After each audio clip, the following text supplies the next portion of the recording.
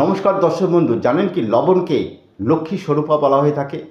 এই জন্য ঘরে কখনোই লবণকে শেষ হতে দেবেন না।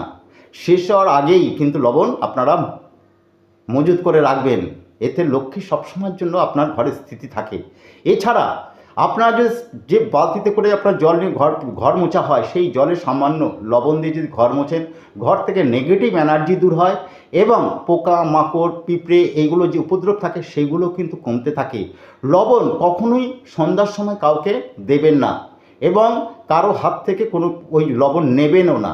এই থেকে কি হয় না, লক্ষ্মী তাহলে আপনার সবসময়ের জন্য ঘরে স্থিতি থাকে।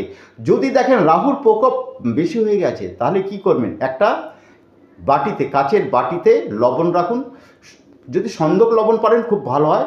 সন্দক লবণের মধ্যে আপনারা একটু ফিটকারি দিন, ফিটকারি দিয়ে বাথরুমের যে কোনো একটা জায়গায় আপনারা রেখে দিন। রাহু কিন্তু বাথরুম থেকে ছড়ায় প্রথম। নমস্কার, সকলে ভালো থাকুন।